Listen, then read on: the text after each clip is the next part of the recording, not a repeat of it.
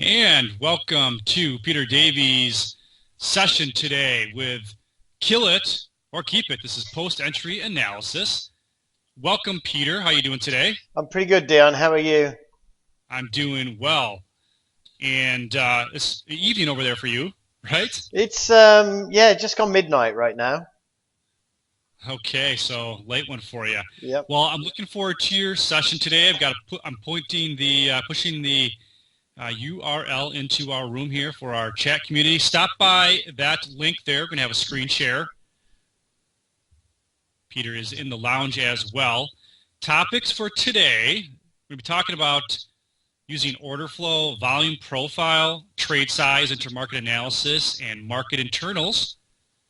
So Peter, you all set? Turn it over to you. Yeah, I am. Thanks, Dion. Okay, so thanks everybody for coming. Again, thanks as always for Top Step for hosting this. We've done quite a few webinars over the past few weeks. We've done really a lot of big picture, maybe we call it theoretical webinars that focus on order flow. And today we're going to do something a little bit different and something that's very focused just on one specific aspect of trading, and that's staying in a trade, or rather getting some breathing room in a new trade. So this isn't scalping. So we're not going to be looking at order flow from a scalper's perspective. We're going to be looking at order flow from a longer term day trading perspective. And the way that I operate when I day trade, I'm really focused on the first kind of part of a trade. I look at a lot of different things, but when a trade's gone my way a bit, I'm not so worried. I kind of try and let it run. So what we're going to look at is we're going to look at that early trade management. We're going to look at a bit techniques, almost exclusively for day traders, to actually identify trades that are not working out before they hit your stop. Now, we're not going to focus on entering the market at all because that really is just one aspect of trading. Okay, we will be entering trades at random, or if we're in the right location, we will be entering some intentionally dumb trades. Then we're going to watch those trades in real time and assess the state of them. We will have time for questions and answers. And this should give you something you can take away and start to apply in your trading if you think it fits. Now, the decision to cut trades is going to be based on two different types of information. First of all, we're going to do the order flow thing, looking inside the candlesticks to analyze certain aspects of the order flow. That's going to tell us if order flow is against us or on our side. Now, that might be different aspects of order flow than you would use to enter a trade. Okay, but we're going to look at specific things to see if it's on your side. But we're also going to take a look at the use of correlated or inversely correlated markets that can also help you assess the state of the market you're actually trading. Now, we will go through a number of elements that can help you identify if a trade is on side or not. And like all of the webinars we do, we're going to try and cover as much as we can, but I'm not suggesting that you suddenly try and use all these things. In fact, the best thing to do would be say, okay, I like the look of that one element. Okay, so I'm going to add that in and see how it works for me. Then decide if you want to keep that or not before adding in something else. Because that's what I've done. I mean, I can look at all these different things and I know when to look at one thing or the other. But I've added these things in over time. So don't think, oh my God, there's 10 things I've got to look at. There's no way I can do that. It's useless. Okay. Now we're going to focus on the S&P 500 because that's what I trade. These concepts are applicable to other markets, but you've got to do the homework in terms of what the correlations are and what you need to look out for. So what is the point of this? Why bother, right? Why not just get into a trade, stick with the trade, see if it works out or not? Okay, that's perfectly, a lot of people do that, perfectly acceptable. So if you average in on the ES, 5 contracts a trade, and you did 4 trades a day, and you traded 240 days a year, then one tick improvement per trade is going to make a difference of $60,000 to your bottom line. And when I say one tick improvement, I don't mean one extra tick profit from the trade. I'm talking about one tick improvement as in not losing a tick. Okay, so even if you've got a stop loss, it doesn't make a lot of sense to let your stop loss get hit if it looks like the market is going to hit it anyway. Okay, so if you're 3 ticks away from your stop loss and you've got a really good feeling that it's going to get hit, why not save the 3 ticks? Okay, now some trades just go straight against you right from the start and never go a tick on the side. Now that's pretty easy to spot, but in some respects those trades are the hardest ones to cut early because they don't actually give you time to watch the action play out. So the trades that are easiest to assess are the ones that kind of rotate around your entry point a bit after you get in. Now you don't have to cut a losing trade just because it goes against you. Okay, so if your trade's going against you, you don't have to just cut it because of that. So it's normal for a trade to go against you at the start. Certainly is for me. Where it gets kind of interesting is when a trade moves against you, say 4 ticks, and then it comes back to your entry price, and it just can't move through your entry price in your favor. It just can't even go a tick on side. What's also interesting is when you get in a trade, it goes 2 ticks your way and then starts moving against you and can't make another tick in your favor. So it's those kind of scenarios that we'll be looking out for. But like I say, when a trade just goes straight against you from the entry point, there's not really a lot you can do to manage it. You know, if I buy and it just goes down 6 ticks to my stop, boom, I'm out, right?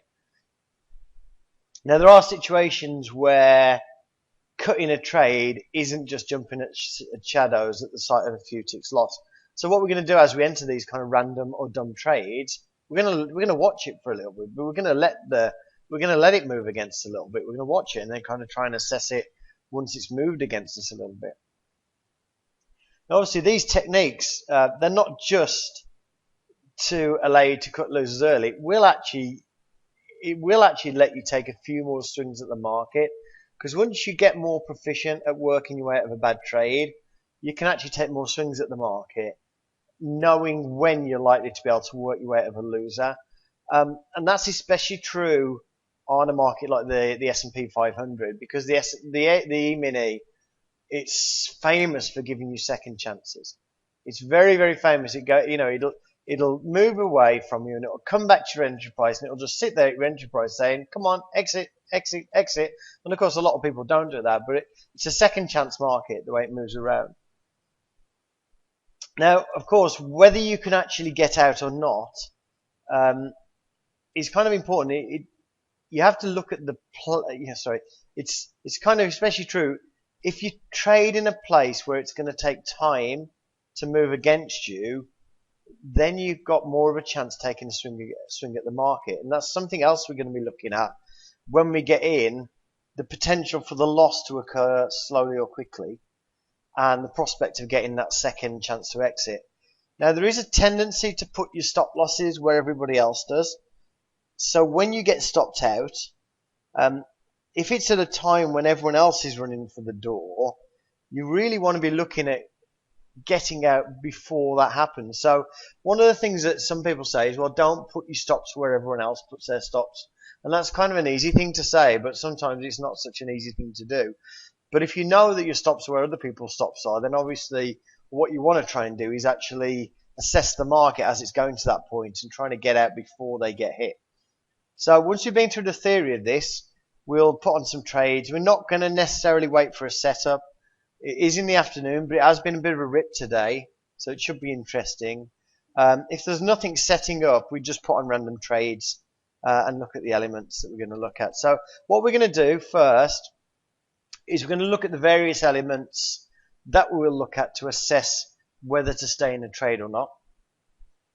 Now, for me, the single most important thing to look at is the actual flow of the orders in the market that you're trading. Okay, so we're going to look at other markets and other things, but the most important thing is the flow of orders in the market you're trading. If that's aggressively against you and price is moving against you, there really isn't much else to consider. Now, if we look at the different screens we've got up here, there are a few different ways you can look at the order flow or the flow of market orders coming in against you. So, for instance, we can look at these center columns here. That is showing us the orders, the market orders hitting into the market. Size of the orders is important, but so is the pace. So one of the things that you're kind of looking at is how easy it ticks up versus ticking down. Okay, so right now, for instance, let's just take a look at this. Let's just see if we can get a market to tick down. Okay, we ticked up there and we ticked down again. Ticked back up. Okay, so those ticks up seem to me easier. There's a couple of ticks up. So we ticked up. So let's just watch it. Can it tick down? Okay, tick down easy. And let's see if it can tick up again. Okay, ticked up. Now, does it take a bit more time to tick down? Okay, is it even going to tick down?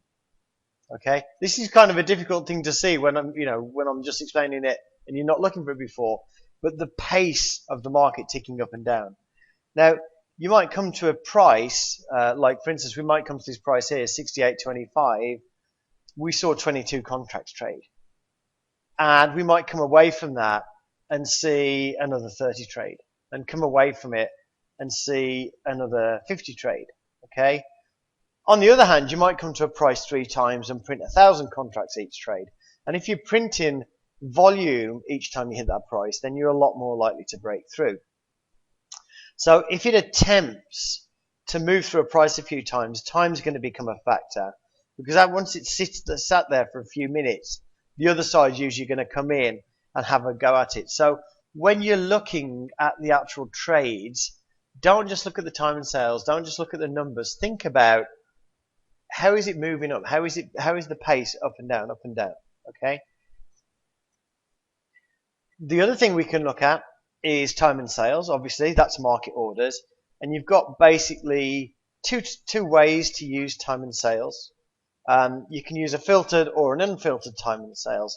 Now, an unfiltered time and sales is a really good tool, and some people will just use an unfiltered time and sales because it does speed up and slow down, and you get that feeling for how aggressive people are hitting the market. I mean, right now, 68.25, we've got a lot of people hitting 68.25, a lot of people hitting 68.25. Now they're hitting 68.50. There's momentum upwards. I'm hitting 68.50. You can mentally picture in your head the pace up and down because you can actually see the numbers. So we can see it's come off a little bit. Now they're hitting 68.50 again. They're hitting 68.75. There's some pace and it's moving forward. So some people will use that. For me, I'm not a big fan of using an unfiltered time and sales because I just don't get on that well with it.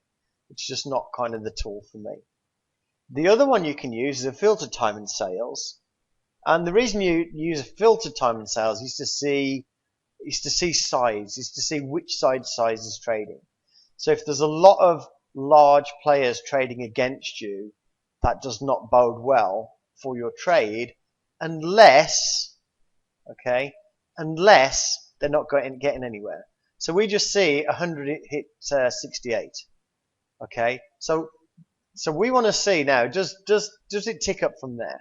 Or do some more large guys come on? So that guy who hit 68, okay, he's happy now. He's got 68.25. We've got 68.50. Do we get any more large buys in? We need a few more large buyers to kind of just say, okay, so we've got 68.50. Okay, so that's the kind of thing you want to see. You want to see a bit of size ticking up, a bit of size ticking up. Not a very difficult thing to see. So 265, 68.50. But now if we start to sit, if we couldn't tick up and we got some size 68.75 and we sit there, we know these guys that got in at 68.50 are in a little bit offside, in a bad position. And again, that's kind of fuel to the fire. So when you're looking at size, it's important to see size on your side, but it's very important to see the price progression as well. Okay. And then we're going to look at another way, and this is a kind of jigsaw thing. I'm not trying to push the tools down your throat. But I am from Jigsaw, so I'm going to show you the tools. This is a strength meter here. This one on the left shows me red is sell market orders, blue is buy market orders. So in a decent move down, you expect the selling to exceed the buying by 1.5 to 2 times. And again, that excess on one side, or that extra strength on one side needs to be accompanied by a price move. So what I did there is I just reset that, and we can see that since I reset it, we've got 3,000 buy market orders, 1,500 sell market orders. Now obviously that doesn't mean it's going to carry on up, But if that condition continues, we've got no reason to get out of the trade. And obviously also, if you were short at this point, you're not seeing what you want to see. You're really not seeing what you want to see there. Okay, so that's effectively order flow. And the key to reading info about market orders, very simple. If sellers are dominant, price will move down. If buyers are dominant, price will move up. Okay, it should be one-sided, 1.5 to 2 times on the dominant side than the other side. But there are times when one side is dominant and price stops moving their way. And when you see that, that's when the sellers are getting trapped, and that's when it starts to kind of come back in the other direction.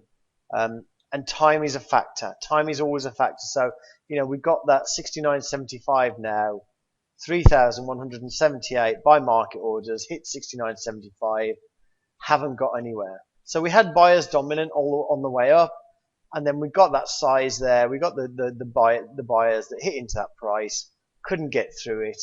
Now, if you're in a long now, and you were long from 66, that wouldn't be a reason to exit the trade.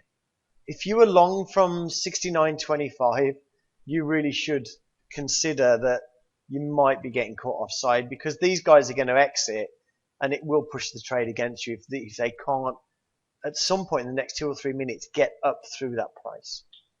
Okay. Now, limit orders are these things here. Obviously, we've talked about bids and offers before, and I'm going to kind of make some presumptions that you've seen the other webinars and understand what a bid and an offer is.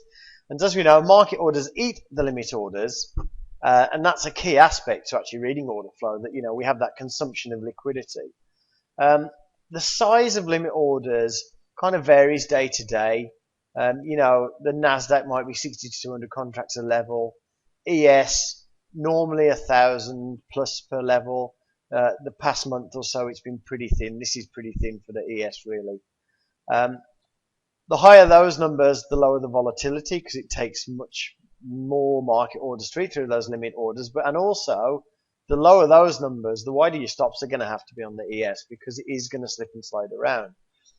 But the limit orders are really less important. And, sometimes I think one of the best uses for a limit order is if I was short right now and I saw this 1,000 here and my stop was above that, I'd probably say, well, if they start eating through that 1,000, I might want to consider getting out. So the limit orders are can be interesting from the perspective of giving you a bit of a line in the sand before you stop. If the market's moving down, so if we move down now, this 69.50, if we start to tick down, we go a couple of ticks down, really what you want to see as the market moves down, you want to see this 1,000 come down with the market. So if the market's moving down and you've got a couple of big orders moving down above you, then perfect, that's what you want to see. Now, on the other hand, if the market's moving down, if the market's moving down and suddenly you saw 3,000 here, 3,000 here, 3,000 here, that's not what you want to see. You want to see like 1,000 in this kind of market. We've got 600s. Yeah, 1,000 is a great thing to see following you down. If you've got 9,000 directly above you, it probably means the move's going to end. It's just fakery. It's just that somebody's trying to nudge the market around. So, the limit orders, it's not that important. You could get away without using it at all. But again, it is something that, if you've got the time and if you've got all those other things that you want to decide to watch under your belt and comfortable with watching them, then maybe you can start looking at the limit orders as well. And then obviously the other thing that's important is icebergs, and effectively what we saw up here at 69.75 was an iceberg, where effectively we had a certain amount of, I wasn't paying attention to the numbers, but we had offers here, and obviously those offers refreshed as we were trading into it. So when you see this big size, you can see it in two ways. You can see it because of the excess quantity traded there, but you can also see it because you'll start to see them adding numbers. And that kind of brings us to this kind of snapshot thing, this strange weird column here, which is just helping me see if they're adding or stacking orders. So basically, it is filtered right now. It's filtered only showing me, I think, 20 and above. So changes less than 20, it doesn't show. But it's showing me like right now 900 have been added to the offer at 67.50. You saw the 900 there. So that's all that does. And then what we can see, this big kind of blue bar here, that's like a visual graphical representation of the pulling and stacking there. And again, I wouldn't expect you to be using this and this. And sometimes, and to be honest, a lot of the time, the pulling and stacking this snapshot, really, it's kind of an entry tool for me. It's not really something I'd use to kind of stay in a trade. And then the other thing we can look at is volume profile, which is volume at price. We've done lots and lots of discussion on that.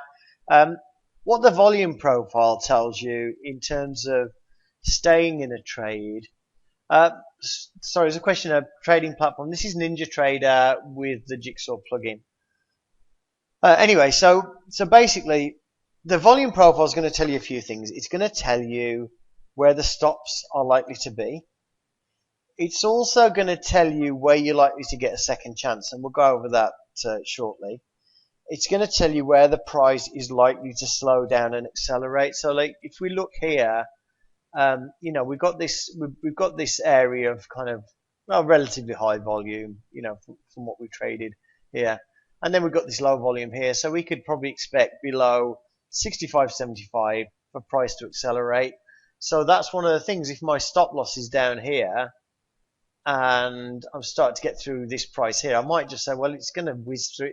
If it breaks this level, it's probably going to go fairly quickly through those 4 levels. So I'll just get out against that price. And it also tells you areas where order flow becomes sort of meaningless. Okay, and so let me figure it. I'll tell you an area where order flow will be fairly meaningless. Right here. Okay, so we've got this kind of thick area here. 1871 is one of the highest traded areas of the day. And so if you're in an extreme like this, like a 65.50, order flow is going to be really good, really good. If you're in this area here where all this trading happened, it's really difficult to read the order flow because it's just going to keep spinning around up and down. It's going to go bullish, bearish, bullish, bearish, bullish, bearish, just because it's in an area where there's been a lot of two-way trading. So when you get to an area where you kind of expect a lot of two-way trading, the order flow is not really it's not gonna help you a lot. Now, correlated markets and inversely correlated markets. Now, all of the markets have got correlated markets and inversely correlated markets. So, for instance, we all know the E-mini S&P 500 is a futures market based on the S&P 500 index, which is 500 stocks. So obviously, there's going to be a correlation between the S&P 500 and those 500 stocks. Okay, and that's where the evil HFTs and the spread, the arb traders, they're actually on your side in this case, because as soon as these correlated markets diverge, there are programs that kick in and arbitrage the difference. So quite often those programs are on your side and helping you because they keep the markets in sync. Now, there's some pros and cons for using a correlated versus an inversely correlated market. So what we got here, we've got one of the US Treasuries. This is a 30-year bond. Okay, and it's inversely correlated to the indices. Most of the time, I mean, we did have a breakdown in correlation recently for various economical reasons. But again, most of the time, these markets will be inversely correlated. So if the ES is going down, it will be going up. Now, one of the good things about seeing an inversely correlated market is, especially with the 30-year Treasury, is it'll be a bit, in this case, it's a slower market. And basically, you can just watch this center line, and if this is going down and this is going up, or this is just trading above here, then that's enough for you to stay in the trade. But what I would say on a day like today, if you look at the range on the 30-year today, compared to the S&P, it's pretty useless. So I'd say in a day like today, I wouldn't use an inversely correlated market. So for me, I used to use the Treasury as an inversely correlated market to stay on side of the ES. There's just something, I don't know what to say. There's just something kind of cool or nice or readable about having a market that's going in the opposite direction. But today it's going to be pretty useless, and I've been watching it today, and it really wouldn't have helped at all. So what we'll come and have a look at instead is the NQ. So the NQ is a correlated market. And with a correlated market, I mean, we're actually not just talking about, I mean, treasuries and stocks are kind of inversely correlated for various economical reasons. The S&P and the NASDAQ are correlated because they're both effectively based on the same stock market. Now, there are times again where that correlation breaks down. And there are times again when one of the markets is a clear leader and the other is a clear lagger. Now, that's good to see. It's good to see. Sometimes you'll see the NASDAQ is leading the ES, right? But on the days where it doesn't, on the days where the NASDAQ lags the ES, it's still very, very useful for staying in a trade. So don't think that the market has to be a leader to help. Okay, that correlation is really useful even if the market's lagging. Now, we got two ways that we can look at the correlation. So I've got the NASDAQ here, I've got the ES here, and I've got a NASDAQ chart. And I'm going to get rid of this Treasury chart because it won't do us any good today. So basically, I've got a NASDAQ chart here, and I've got the NASDAQ dome. Now, if I kind of clear these two domes and recenter them, you've got a choice if you want to look at a correlated market. You can look at the chart, or you can look at the dome, or you could actually look at the time and sales of the NQ. Although I think that would be difficult. And basically, sometimes if you actually look at the dome, it is a bit more flitty. It does kind of wiggle around a bit more. But you sometimes get a kind of more refined idea of where it's moving. Sometimes, if we look at where the black lines are when we recentered them, we can see how much the NQ has moved down from that line. It's sometimes just a bit harder to kind of get that level of granularity from the chart. What you're not trying to do with the NQ is you're not trying to read the bids and offers. You're not trying to read really the volume profile.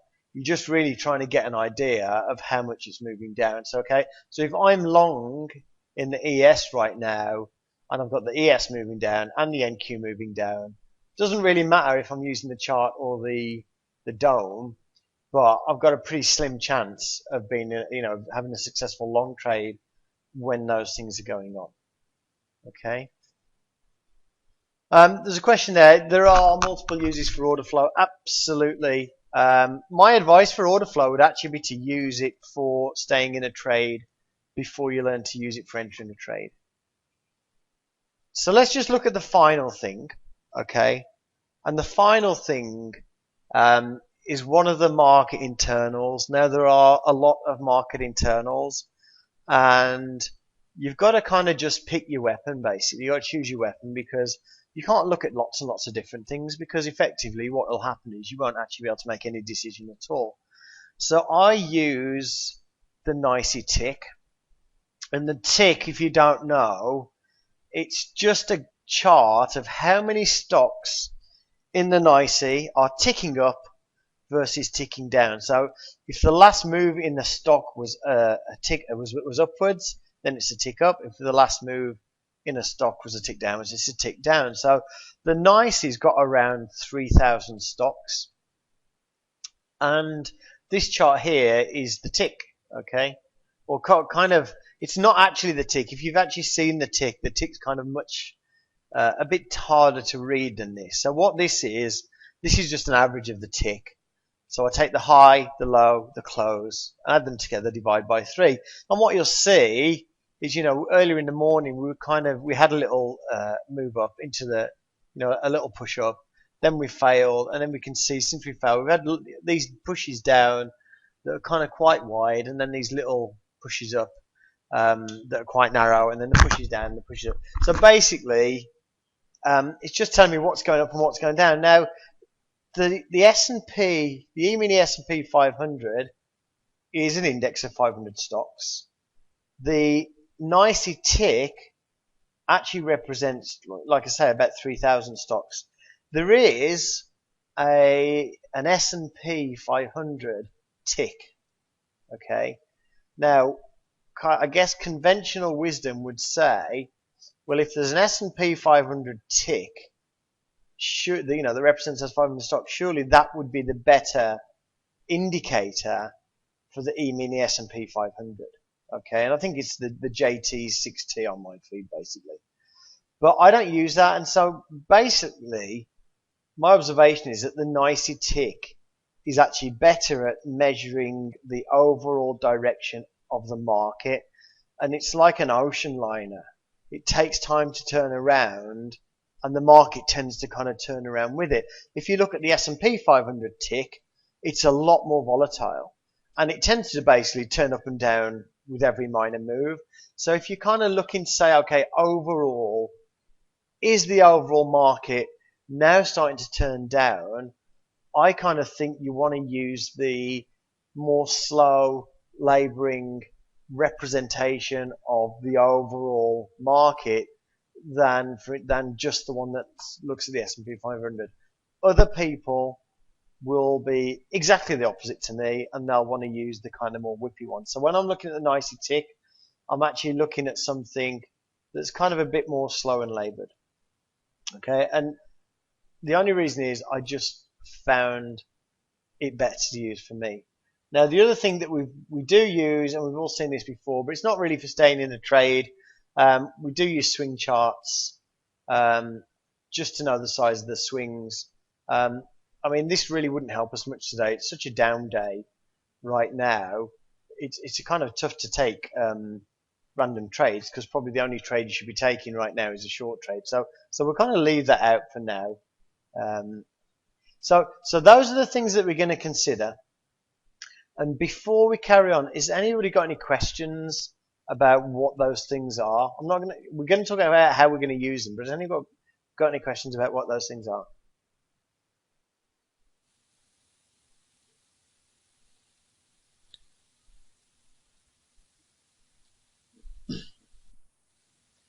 Okay, so while you're typing in the questions, we'll just talk about one other thing, and that's the stop itself. Okay, because a stop order is it's a funny kind of order basically, if you think about it. Right down here at 1864, well, that's going to disappear in a minute. Okay, so let's look at another price. Let's look at 1866. Okay, I've got 800 contracts at 1866. Which means 800 contracts need to trade before it goes through to the next price down.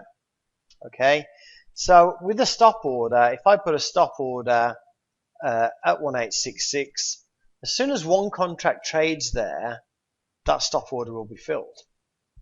Now, let's say you decide you're long, and you decided that the market was against you and the trade's probably a loser.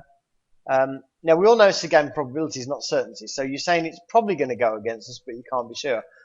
If at this price, 1866, why stop out of the trade if only one contract trades there? So why not wait, in this case, till there's like 500 left, till 400 trade. If you see 400 trade into 1866, and you see that go down with no refreshing, that's when you can get out of the market, because there will be the odd occasion where it comes down to that price where you've got the bid and you wait for the 300 or 400 to trade, and that bid just keeps increasing and increasing and increasing, and that actually saves your trade completely. So that's not something you always need to do. I mean, on a day like today, it could be tough. I mean, we might have stopped tanking now, but there is a chance that, it's going to start coming in, pushing down again. So you have to kind of pick your days. But again, when you're looking at stop orders, don't get out just because one contract trades at a price. Okay. Which would work best with thin markets as crude oil? Well, the thing that always works best is always for me, it's always the order flow itself, the market orders, and also a secondary market. Those are the things I would use. I wouldn't use limit orders on something like crude oil. It'd be pretty useful. In terms of order flow together with conventional market profile, it's not really something to cover today because this is just about after we enter, and I only use market profile to really enter a trade. So what we're going to do is we're going to go through slowly the trade. And what I want to see today is people having an opinion. So if somebody thinks I should kill a trade, just say so, right? Because it's fine to be wrong. And I think it always helps people. If you start having an opinion and putting your opinion out there, it's probably the best way to refine your opinion. Now, the depth today is pretty thin. So we know immediately the market's going to be volatile. We've seen the range today, and it makes it a little trickier. I thought it was going to be tricky today because of the time, but it's not tricky because of time. But it is, obviously, if we take a short trade, then we're probably a lot more likely to be successful in the long trade. So let's try and figure out where to put a trade, and let's say we're going to be a perma fader, okay, and we're going to say, right, 1865.75, I think the market's going to get to that point and turn back up. It's not a trade I would take because of the overall sentiment being down, but let's just say that was the trade we're going to take. Let's just give it a couple of minutes to get filled. If it doesn't get filled there, I mean, it's only a sim trade. If it doesn't get filled there, then we'll just go in at market. But again, it's not a trade I'd take. I'm hoping that it actually doesn't work out. Because if it does work out, there's kind of not so much to see. So the first thing we said is don't start looking at it straight away. I mean, don't, give the thing a little bit of a chance to play out. I mean, if this just starts to dive now, then obviously you should get out, right? So what do we see? We see the order flow. We've got 400 contracts on our side, now 420 against. So, okay, right now we're about level. If we look at the volume profile, we're at a point in the volume profile, 13417.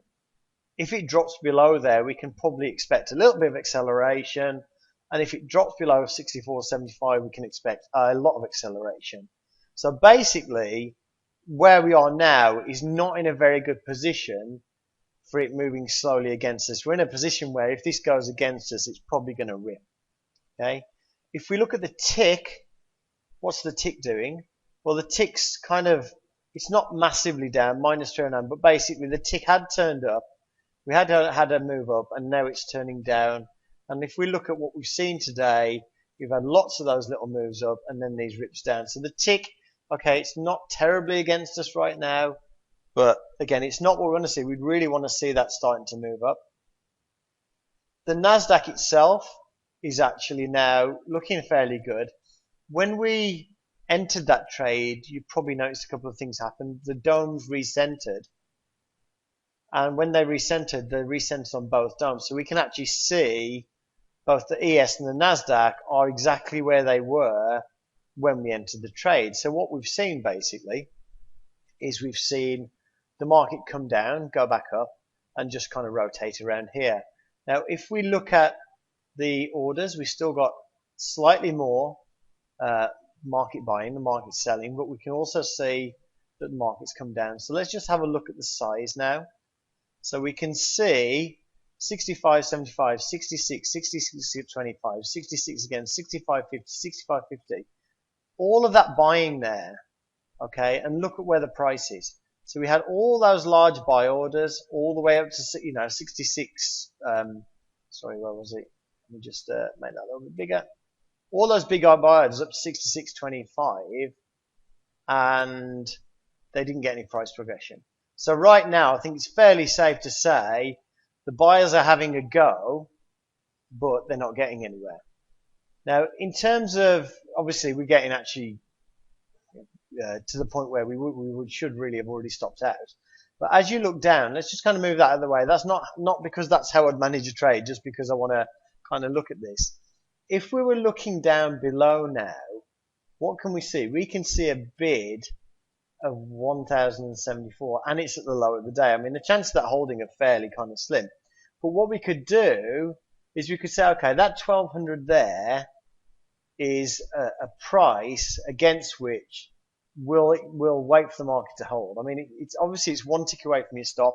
It doesn't help you much, but you can actually look at that price and say, okay, that's what we'd exit against. Now, I'm going through this slowly now, and as we do the next few trades, we'll go through it a bit more quickly.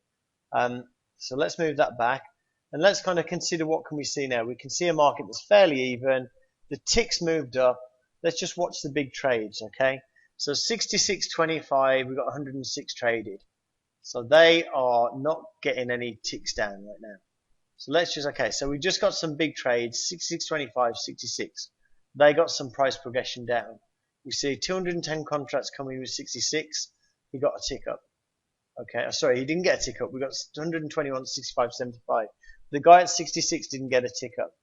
Okay, so we can see this is the second attempt that the buyers have had of getting this market up, and they have failed. And I would say you should be getting out of that trade. You should get out of that trade. The buyers have had 2 attempts there at moving that up, and they've failed. And I just think at that point you've got to say, this really isn't a position I'd like to be in. Okay. Now I know that was a lot of different things to go through. Okay. So let's just basically go through that thing again. And what we're going to do, and obviously we can see it moving down now. We can see it moving down. It might not get through this big order, but what we saw effectively was big buyers hitting into it twice, not getting anywhere. And basically, if you see that, you need to get out. So what I'm going to do now, can somebody just say long or short? And what we'll try and do is we'll try and skip through that process a little bit faster. So come on, somebody just type in long or short. It's not about being right. It's just about giving a direction. Long. Okay, Chris wins 65.75.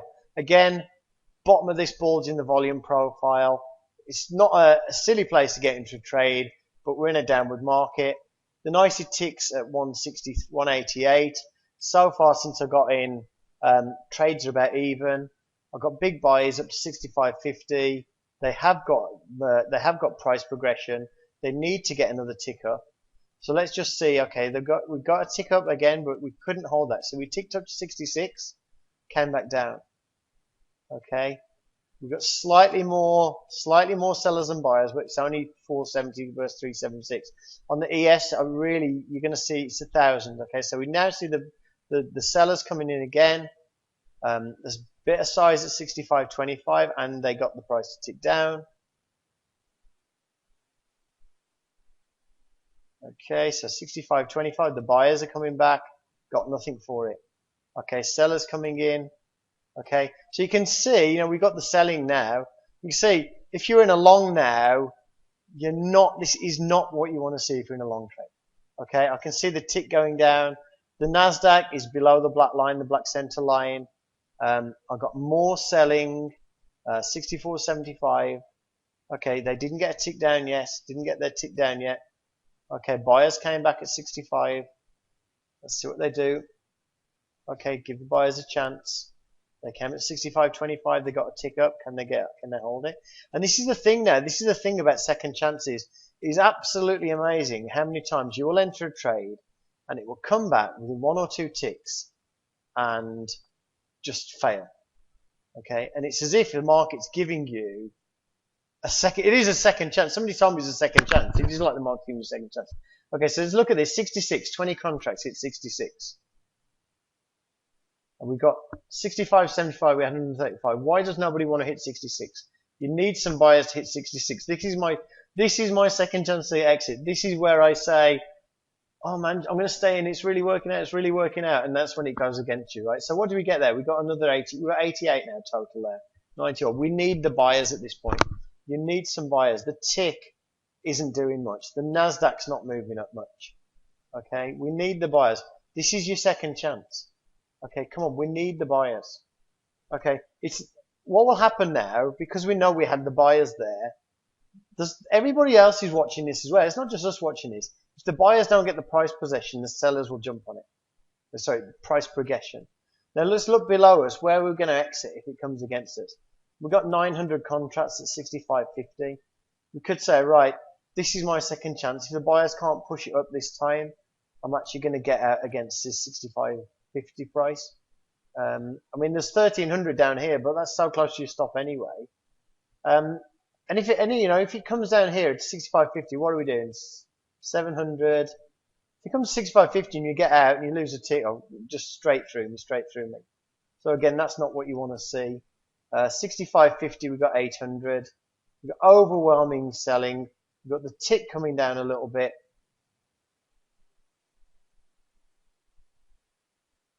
Okay. The guys, just a chance, the guys at 65.50 have still got price moving their way. So again, for me, I don't want to see this. I want to see 4,600 sellers against 3,500 buyers. I know below me, price can accelerate. So again, I'd say it's just not what I want to see. I just don't want to see that. I don't want to see that. And look, so we're going down now.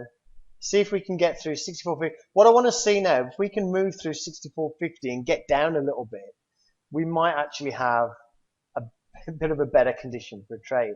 So let's just look at this. We just had that 1481. So let's go long there. And the reason I said go long there, we just had 1481 hitting 64.75, which is kind of the bidders stepping up. So you're at the step in the profile and a place where the bidders are stepping up. You've got some buys in there now. Might be a better place to enter. So at least we should see some activity because of that kind of iceberg order we saw there. So again, what have we got?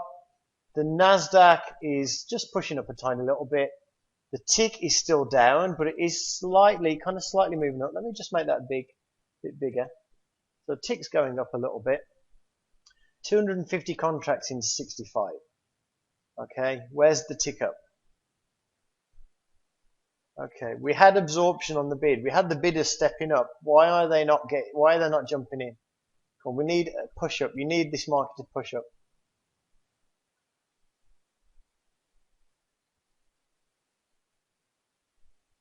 Okay, it's not happening. Just think about this guy who put these people who put these buys in. Are they going to sit there forever? Are they going to put some more in, or they're just going to sit there forever? Because everybody can see this, and everybody's going to know that the longer that guy sits there, the worse he's going to feel, right? Okay, and then the sellers step in. Okay, and at this point, there's nothing below. You've got 1300 here, but that's at the low of the day. Okay, it's a very kind of tricky kind of saying. If you're at the low of the day, and I'm going to lean on that 1300 there. Sure, it's closer than your stop, but it's a bit tricky because it could just disappear very quickly. So what you want to see now, you want to see the 1300 move up. You want to see some size move up. Okay, the buyers did step in again, but they need to get a bit more traction. I mean, we're in this thick area here, but we kind of managed to kind of tick down a couple. Nasdaq's still going up. It would be good to see the Nasdaq get above this 43.25 level. It would be good to see the tick. You know, it's kind of almost neutral. It'd be good to see that start to turn positive, but just can't seem to get any traction. Got a few big sellers coming in again. But again, we've got this 1300 or maybe this 800 or the 1300 we can exit against. So we could stay in that trade, risk for 4 ticks. I mean, this is a typical perma-fader trade, right? This is a typical trying to buy the bottom trade. So this is the kind of trade that kind of doesn't work out a lot. This is the kind of trade that on a day like today, you might be on your 6th attempt at buying the bottom. But if you bought the bottom, okay, we've got this 1300 here. Tick's still not really pushing down. The Nasdaq's kind of making new, progression upwards. So it's not a terrible position we're in. We've just got some downside risk. We just had 1100 contracts flashing at 64.50. Is there any reason to use it on 30 seconds? Not really. I just kind of squash it up and it just looks nice. Okay, so we're kind of moving up. We're moving through this thick area. The 1300 is still where it is. Let's just see what the sellers are doing. We wouldn't obviously. Now you've got breathing room in the trade. Now you've got a bit of breathing room in the trade. You could actually scale some out of that point. Okay. So again, let's get out of that because we're not here to kind of hit targets and stops. So now we're in a position, if we want to take a trade, Do I do this? I do this with, yeah, so you're asking, I do this with every trade, but I'm not talking about it. And it's like, it's not, I'm not kind of thinking about it as aggressively. I try to, um, what's the word? I try not to overthink it. I mean, to be honest, you can probably look at this, the big size more than anything, and this one here. Those are the two most important things. But when it starts to go against you, you've got to say, okay, it's going to go against me now. Where am I going to get out? Have I got a big bid there? If I've got a big bid there, it's probably fake. But if it comes down to this 65 now, and look, it was 800 there, it's gone down to 691. Then I can get out. I know those guys are pulling out of the way. I mean, it's gone down to 500 now. So like so as it comes down, if I see them pull out of the way, I can think, well, that's probably going against me, and then try and think about, do I want this to go against me on an 8-tick stop, or do I want to just take a couple of ticks? If I'm trying to catch the bottom here, which is a very, very tough trade, I don't want to keep losing 2 points catching the bottom, because if I take 3 or 4 attempts at catching the bottom, that's 8 points. There's probably not going to be that much upside in it. Okay, so any more questions at this point?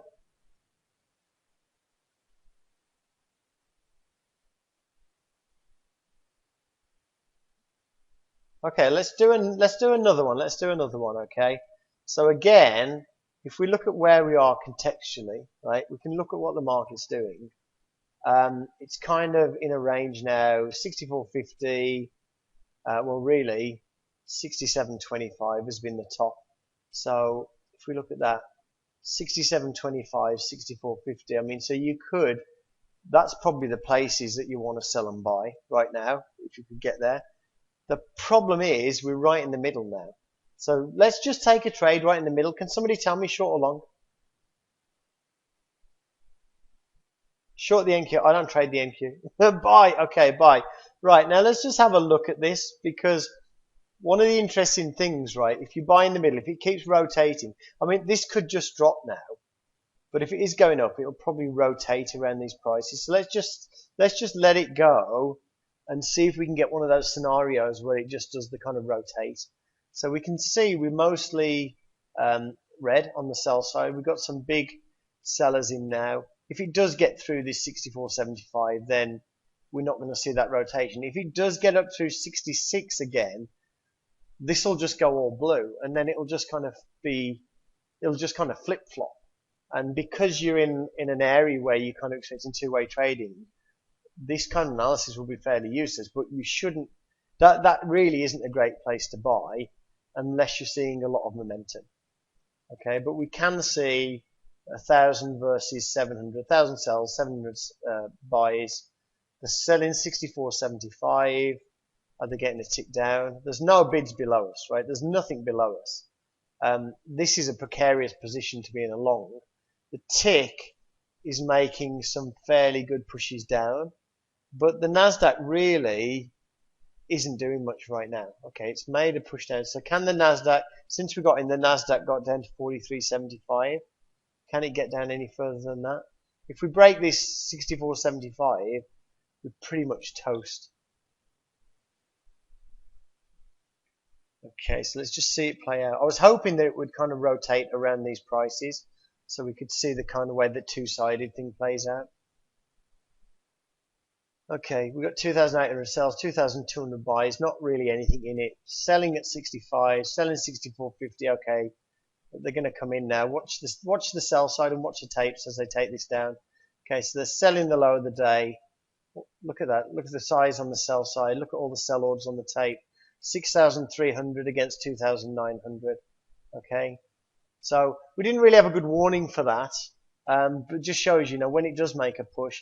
Now, what would the perma fader do now? Perma fader is going to buy that. Okay, so let's buy that. Okay, so what do we want to see now for a perma fader? We want to see some buying. So they're buying 64. Do we get a tick up? I've got 1,100 contracts here, which is what we're going to exit against. So let's just move that one below there. So at 64 buying, it's not got a tick up yet. The delta is pretty even on the buy and the sell side. The NQ still hasn't made a new low. The low's down here, but it's pushing down. There's 64. There's no large size either side.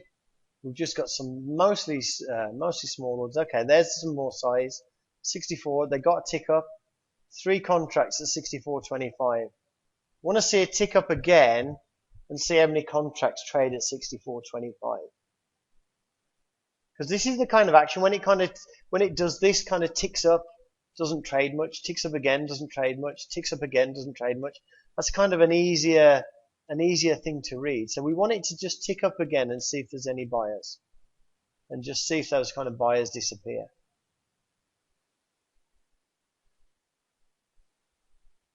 Okay, so price isn't moving anywhere. We can see 1,200 sellers against 834 buyers. We can see the Nasdaq's flat. We can see the tick is just starting to come back up a little bit. Okay, now we've got some size. You can look at what's happening here on the bid. They've added 1,000 to the bids. They're showing 50, 60 contracts, but 1,100 have traded. Okay, so basically they were showing a really small amount of contracts, 1,100 traded. So there's some sellers trapped at 63.75. Okay, buyers need to respond. So we've got buy at 64.50. We're at 64.75. We need another buy. We need another buy. Okay, this is a bad trade. This is a perma-fader trade anyway. It's a push down base. It's pushed down through the low and we're buying it. So 65. So we've got to be ultra cautious, right? So 64.75. Okay, the buyers need to push it up again. I mean, we can't even get, we can't even get like a, what's that? 1, 2, 3, 4, 5, 6 tick pullback. Okay, so okay, the buyers are buying 65. Sorry, 18 at 65. Okay, so yeah, they bought 65. See if we can get some size. Okay, so there'd be no need to. You could put a break even on that. You should get that to tick up now. Okay, there you go. Okay, so is that the most confusing thing you've ever seen, or could you actually see yourself using some of those techniques in your own trading? So have you got any questions about any of those particular things that we've looked at?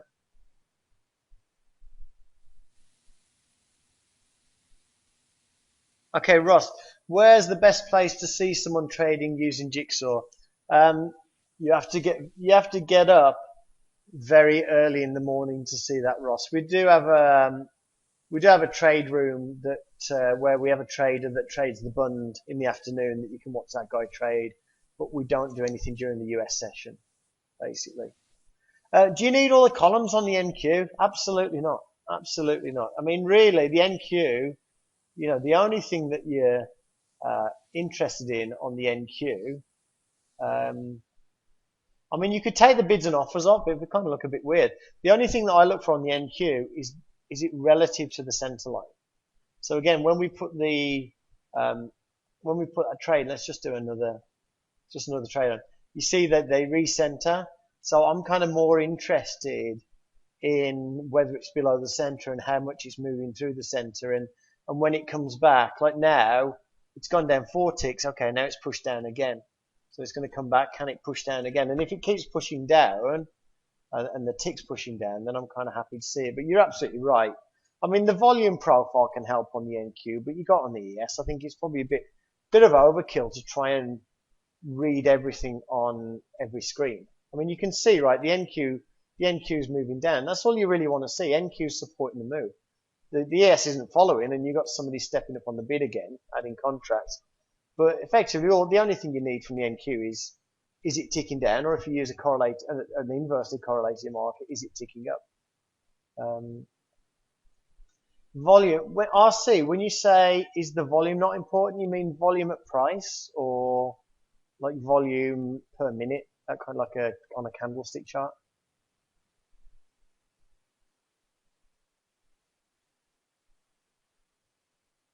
Yeah, well, volume profile on the NQ, yeah, it might be. I don't know. I don't really, to be honest, I don't know why I've got it there, to be honest, but I've never said, I'm going to get out of this trade on the ES because we're at a step in the profile on the NQ. Okay. What are the two blue and red buy sell columns above the filtered time and sales? Okay. Basically, this is the buys versus the sells, and then this one's a snapshot. Okay. So the way this works, right? Wait, if this ticks down again, this one on the right is going to go neutral. Okay. So it goes blue. We want that to go red. You want that to go red. That stays blue. That's bad. What that is saying, right? It's representing how much is pulled or stacked. So basically, if they add to the bids, which they're doing, it adds to the blue. And if they pull from the offers, it also adds to the blue. So it's kind of saying, if you add contracts to the bid or pull contracts from the offer, that's bullish. And if you pull contracts from the bid and add contracts to the offer, that's bearish. So basically, this is a kind of thing that you want to see. Basically, as it moves up, you want to see a tick up, it goes all blue, tick up, goes all blue, tick up, goes all blue. And then when it starts to kind of decide to tick down again, you'll see it'll go all red. Okay, so now we've seen it go all red. We want it to come down. We want it to tick down. We want that to kind of go to spike down all red and then try and get a tick down. Okay, now it's gone all blue. So it's kind of a bit of a skittish indicator, but it's just an indicator to get a quick eyeful of whether they're pulling or stacking contracts. Yeah, for me, Eek, the filtered size helps me more because I always think in terms of stuck traders. So you got sellers selling into 63.50 now, but they didn't get anything for it, and then the buyers came back in 63.75. So the buyers did get a tick. Now the buyers bought 64, and we got 64.25. So I like to think in terms of the buying size and getting a tick up. Now 64.25. What happens when we get to 64.50? Okay, if we get to 64.50, let's just clear that above. So I bought 64.25. Can he get a tick up? And the longer that sits there without a tick up, the more likely it is to go down. Okay, so if he trades like 64.25 and doesn't get a tick up for 30 seconds, there's nothing wrong with that. If it stays there, okay, so now we've got a lot more people bought 64.25, 2,200 contracts traded there.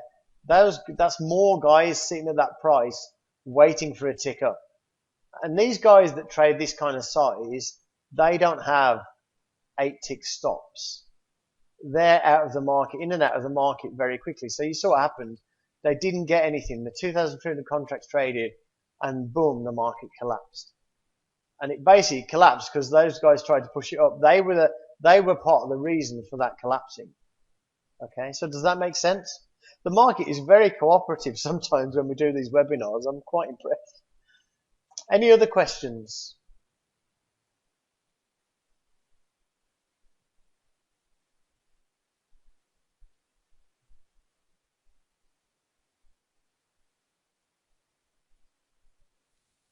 Okay, so I think we're good for questions. So Dan, I think really we can kind of finish on that note.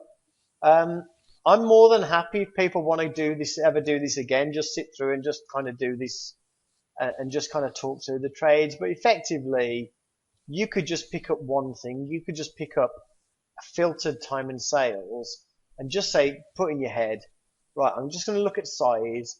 I want to see size move the price, and if size doesn't move the price, and it sits there for a while, I'm going to expect it to go in the opposite direction. Or you could just say, I'm just going to use the nicey tick.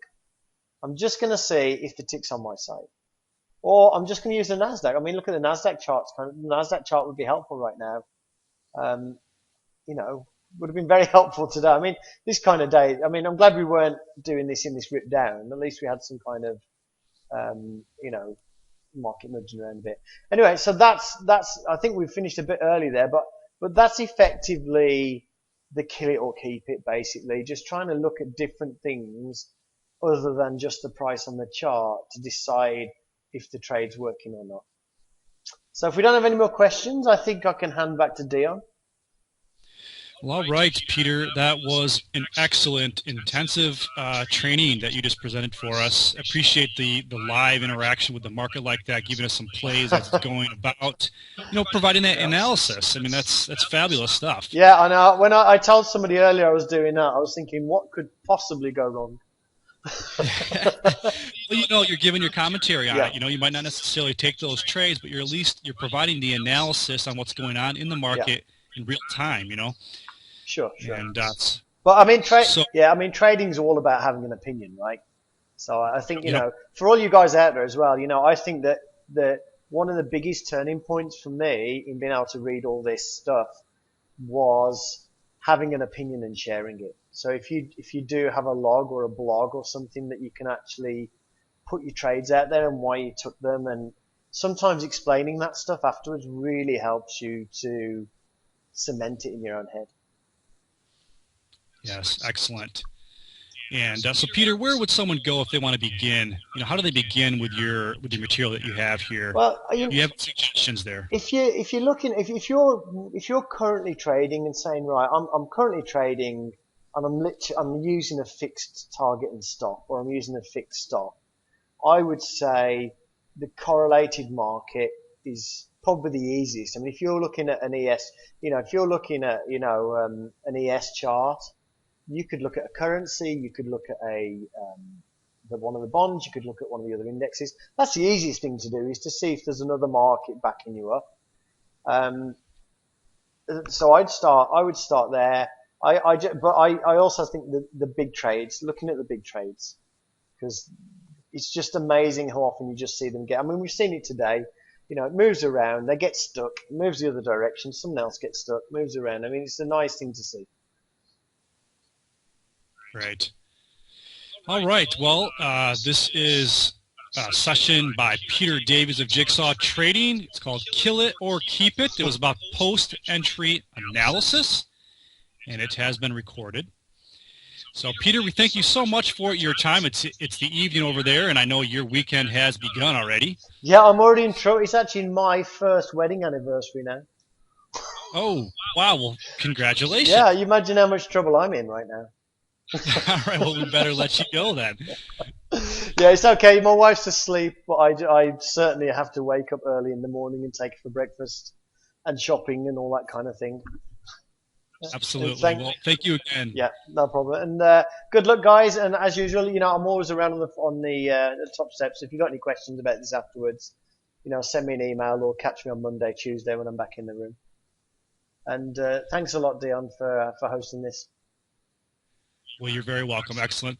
Okay. Well, this is Peter Davies, and we thank you so much, Peter. Have a great evening. We'll talk to you later. Okay, thanks, and bye.